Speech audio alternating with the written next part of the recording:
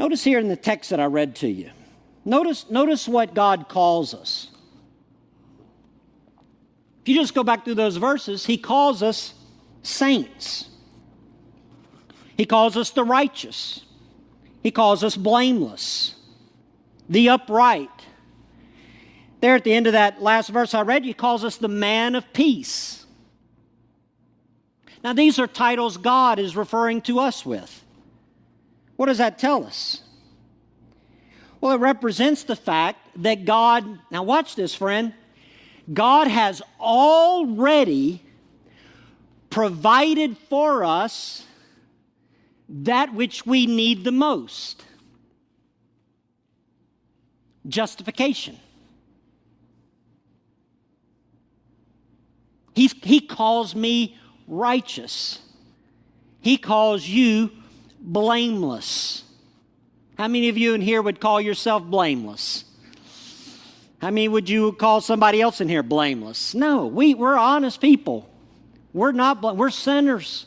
Born sinners and sinned all of our lives.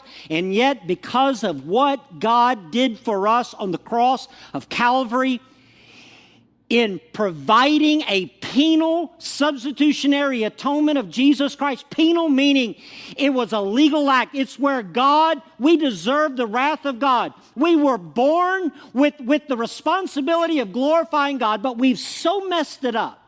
In our sin, we have totally not glorified Him in any way whatsoever. And we deserve the wrath of God, the eternal wrath of God, because we have sinned against the holy, infinite God.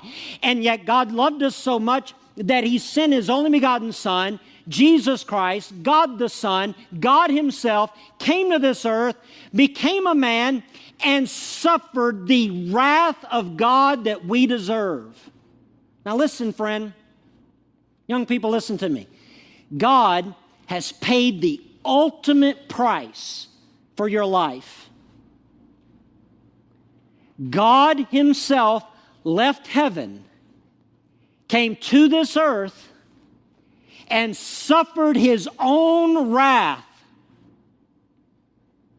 in full. I can't even describe it. I can't describe the enormity of that.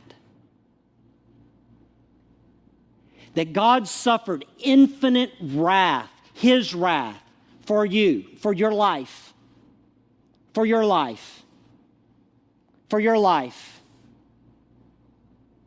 And because of that, every sin that we have is forgiven. Is that not the greatest news we could ever hear? Every sin is forgiven. I am accepted by God. Now, can you think of a greater need that we have than to be accepted by God? There's no greater need. And so here's what the Bible's telling us. God has done the greatest thing that we need Him to do. He's already done it. He has already done it for you and I. Now, let me put it to you this way. This is how the Apostle Paul said it over in Romans 8:31. He said, "What shall we say to these things? If God is for us, who can be against us?" Now, here's the key. He who did not spare His own Son, but gave Him up for us all, how will He not also with Him graciously give us what? All things. See, the logic there is, if God has given us His Son, if God has already come to this earth and suffered His infinite wrath for us, then what in the world could there possibly be out there that we need that He's not going to give us? Is there any price greater than the price He's already paid? If we believe in Jesus Christ and we believe that He came to this earth and died for us, then what are we fretting about? That's what God's saying. What are we worried about? What are we angry about? What are we distressed about? What are we scared of in this world? Man, all we got to do is look to the cross and know that God's got this thing under control, and He is willing to do whatever it takes to see us persevere in His glory.